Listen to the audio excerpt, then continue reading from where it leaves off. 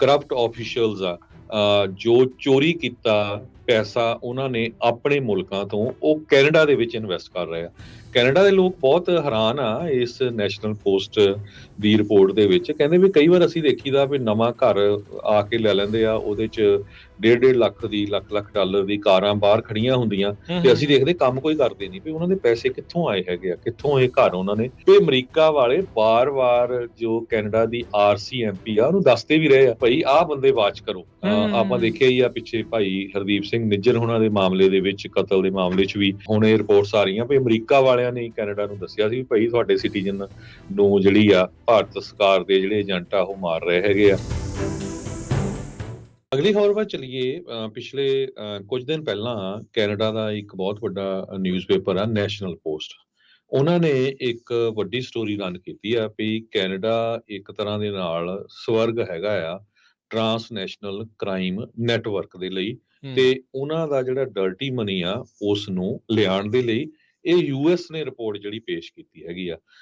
ਆਪਾਂ ਸਾਰਿਆਂ ਨੂੰ ਪਤਾ ਆ ਵੀ ਕਿਸ ਤਰ੍ਹਾਂ ਇੰਡੀਆ ਦੇ ਖਾਸ ਕਰਕੇ ਜੋ ਪੋਲੀਟੀਸ਼ੀਅਨ ਹੈਗੇ, ਕਰਪਟ ਪੋਲੀਟੀਸ਼ੀਅਨ ਆ, ਬਹੁਤ ਸਾਰੇ ਪੁਲਿਸ ਆਫੀਸਰਸ ਹੈਗੇ ਆ ਪੰਜਾਬ ਦੇ ਵੀ ਜਿਹੜੇ ਕੈਨੇਡਾ 'ਚ ਆ ਕੇ ਸੈੱਟ ਹੋਏ ਆ, ਜਾਂ ਜਿਹੜੇ ਪੈਸੇ ਆ ਉਹ ਡਰੱਗ ਵਾਲੇ ਆ ਉਹ ਇੱਧਰ ਭੇਜ ਰਹੇ ਹੈਗੇ ਆ ਤੇ ਇੱਧਰ ਬਿਜ਼ਨਸ ਸੈੱਟ ਕਰ ਰਹੇ ਆ। ਪਰ ਕੈਨੇਡਾ ਮੁਲਕ ਦੇ ਵਿੱਚ ਕਹਿੰਦੇ ਬੜਾ ਅਨਫੋਰਚੂਨੇਟ ਪਾਰਟ ਇਹ ਆ ਵੀ ਉਹਨਾਂ ਦੇ ਕੋਲ ਕੋਈ ਨੈਸ਼ਨਲ ਐਨਫੋਰਸਮੈਂਟ ਏਜੰਸੀ ਹੈ ਨਹੀਂ, ਜਿੱਦਾਂ ਸਾਡੇ ਮੁਲਕ USA ਦੇ ਵਿੱਚ DEA ਹੈਗੀ ਆ, ਡਰੱਗ ਐਨਫੋਰਸਮੈਂਟ ਏਜੰਸੀ।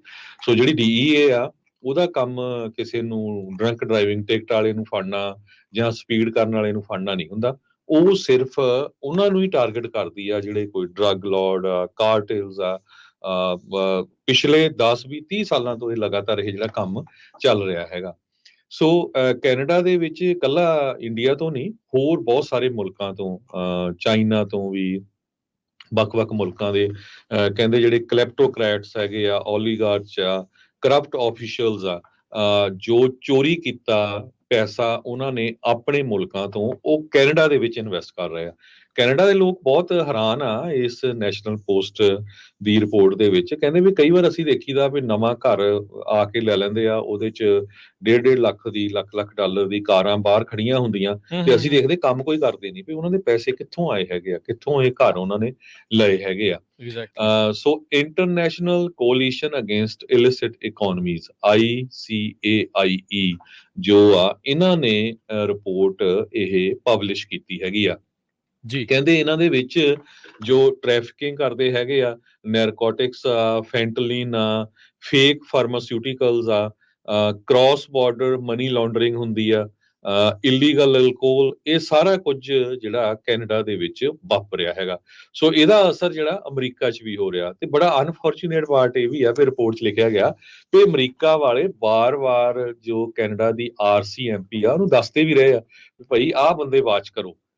ਆਪਾਂ ਦੇਖਿਆ ਹੀ ਆ ਪਿੱਛੇ ਭਾਈ ਹਰਦੀਪ ਸਿੰਘ ਨਿੱਜਰ ਹੋਣਾ ਦੇ ਮਾਮਲੇ ਦੇ ਵਿੱਚ, ਕਤਲ ਦੇ ਮਾਮਲੇ 'ਚ ਵੀ ਹੁਣ ਇਹ ਰਿਪੋਰਟਸ ਆ ਰਹੀਆਂ ਵੀ ਅਮਰੀਕਾ ਵਾਲਿਆਂ ਨੇ ਕੈਨੇਡਾ ਨੂੰ ਦੱਸਿਆ ਸੀ ਵੀ ਭਾਈ ਤੁਹਾਡੇ ਸਿਟੀਜ਼ਨ ਨੂੰ ਜਿਹੜੀ ਆ ਭਾਰਤ ਸਰਕਾਰ ਦੇ ਜਿਹੜੇ ਏਜੰਟ ਆ ਉਹ ਮਾਰ ਰਹੇ ਹੈਗੇ ਆ। ਸੋ ਆਈ ਡੋਂਟ ਨੋ, ਕੈਨੇਡਾ ਇੱਕ ਇੰਡੀਪੈਂਡੈਂਟ ਮੁਲਕ ਆ, ਐਡਾ ਵੱਡਾ ਮੁਲਕ ਆ, ਕਿਉਂ ਨਹੀਂ ਉਹ ਇਦਾਂ ਦੀਆਂ ਜਿਹੜੀਆਂ ਚੀਜ਼ਾਂ ਆ ਉਹਨਾਂ ਦੇ ਉੱਤੇ ਕੰਟਰੋਲ ਕਰ ਰਿਹਾ। ਸੋ ਅਮਰੀਕਾ ਨੂੰ ਇਸ ਗੱਲ ਦਾ ਬਹੁਤ ਜ਼ਿਆਦਾ ਫਿਕਰ ਆ, ਆਪਣਾ ਗੁਆਂਢੀ ਮੁਲਕ ਆ। ਸੋ ਇਸੇ ਕਰਕੇ ਜਦੋਂ ਕਈ ਵਾਰ ਸੋ ਸਾਡੇ ਜਿਹੜੇ ਪੋਲੀਟੀਸ਼ੀਅਨ ਆ, ਚਾਹੇ ਉਹ ਆਪਣੀਆਂ ਵੋਟਾਂ ਲੈਣ ਦੀ ਖਾਤਰ ਸਟੇਟਮੈਂਟਸ ਦਿੰਦੇ ਹੋਣ ਵੀ ਭਾਈ ਇਲੀਗਲ ਇਮੀਗ੍ਰੇਸ਼ਨ ਕੈਨੇਡਾ ਸਾਈਡ ਤੋਂ ਵੀ ਹੁੰਦੀ ਆ, ਡਰੱਗ ਟ੍ਰੈਫਿਕਿੰਗ ਹੁੰਦੀ ਆ, ਤੇ ਸਾਨੂੰ ਕੰਧ ਬਣਾਉਣੀ ਚਾਹੀਦੀ ਹੈ। ਸਾਡੇ ਜਿਹੜੇ ਕੈਨੇਡੀਅਨ ਭੈਣ ਭਰਾ ਆ ਉਹ ਬਹੁਤ ਔਖੇ ਹੁੰਦੇ ਆ ਵੀ ਦੇਖੋ ਤੁਹਾਡੇ ਪੋਲੀਟੀਸ਼ੀਅਨ ਕਿੱਦਾਂ ਦੀਆਂ ਜਿਹੜੀਆਂ ਗੱਲਾਂ ਕਰਦੇ ਹੈਗੇ ਆ।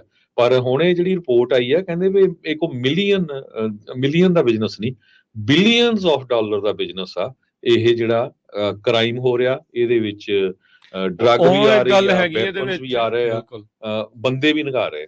ਬਿਲਕੁਲ, ਉਹਦੇ ਵਿੱਚ ਇੱਕ ਗੱਲ ਤਾਂ ਹੈਗੀ, ਚਲੋ ਕੰਧ ਦੇ ਨਾਲ ਮਨੀ ਤਾਂ ਨਹੀਂ ਰੋਕਣੀ ਜਿਹੜੀ ਆ, ਉਹ ਤਾਂ ਗੈਰ ਕਾਨੂੰਨੀ ਢੰਗ ਦੇ ਨਾਲ ਉਹ ਲਈ ਆਉਂਦੇ। ਇੱਕ RCMP ਦੇ ਜਿਹੜੇ ਸਾਬਕਾ ਸੀਨੀਅਰ ਆਪਰੇਸ਼ਨ ਆਫਿਸਰ ਕ੍ਰਿਸਟੀ, ਉਹ ਕਹਿੰਦੇ ਆ ਵੀ RCMP ਦੇ ਜਾਂ ਕੈਨੇਡੀਅਨ ਲਾਜ਼ ਆ ਉਹ ਕਾਫੀ ਪੁਰਾਣੇ ਜਿਹੜੇ ਉਹ ਹੋ ਗਏ ਨੇ, ਤੇ ਸਮੇਂ ਦੇ ਨਾਲ ਉਹਨਾਂ ਨੂੰ ਅਪਡੇਟ ਕਰਨ ਦੀ ਜ਼ਰੂਰਤ ਆ। ਵੱਡੇ ਰਿਫਾਰਮਸ ਦੀ ਇਸ ਦੇ ਵਿੱਚ ਜ਼ਰੂਰਤ ਜਿਹੜੀ ਉਹ ਰਹੂਗੀ। ਸੋ ਕੈਨੇਡਾ ਦੀ ਇਹ ਜਿਹੜੀ ਨੈਸ਼ਨਲ ਪੁਲਿਸ ਫੋਰਸ ਹੈਗੀ ਆ RCMP, ਉਹ ਹੈਗੀ ਆ ਪਰ ਇਹ ਫੈਡਰਲ ਪੁਲਿਸਿੰਗ ਫੋਰਸ ਜਿਹੜੀ ਆ ਉਸ ਦੇ ਉੱਤੇ ਕਹਿੰਦੇ ਵੀ ਕੁਛ ਜਿਹੜਾ ਉਹ ਸੋਚਣਾ ਚਾਹੀਦਾ ਹੈਗਾ ਆ। ਸੋ ਇਹ ਇੱਕ ਕਮਿਊਨਿਟੀ ਨੂੰ ਟਾਰਗੇਟ ਨਹੀਂ, ਇਹ ਉਹਨਾਂ ਸਾਰੀਆਂ ਕਮਿਊਨਿਟੀਜ਼ ਨੂੰ ਟਾਰਗੇਟ ਜਿਹੜੀਆਂ ਉਹ ਕਰ ਰਹੇ ਆ ਜਿਨ੍ਹਾਂ ਦੇ ਗੈਰ ਕਾਨੂੰਨੀ ਜਾਂ ਕਾਲੇ ਧਨ ਜਿਹੜਾ ਆ ਉਹ ਇਵੈਂਚੁਅਲੀ ਇੱਥੇ ਲਿਆ ਕੇ ਉਹਨਾਂ ਨੂੰ ਜਿਹੜਾ ਵਾਈਟ ਕਰ ਰਹੇ ਆ ਤੇ ਵੱਡੇ ਵੱਡੇ ਘਰ ਜਿਹੜੇ ਉਹ ਲੈ ਰਹੇ ਆ ਤੇ ਲੋਕਾਂ ਨੂੰ ਉਹ ਚੀਜ਼ਾਂ ਜਿਹੜੀਆਂ ਨਜ਼ਰ ਆਉਂਦੀਆਂ ਅੰਦਰ ਖਾਤੇ ਹੋਰ ਕੀ ਹੋ ਰਿਹਾ ਹੋਊਗਾ ਉਸ ਦੇ ਬਾਰੇ ਤਾਂ ਇਹ ਜ਼ਿਆਦਾ ਜਾਣਦੇ ਹੋਣਗੇ।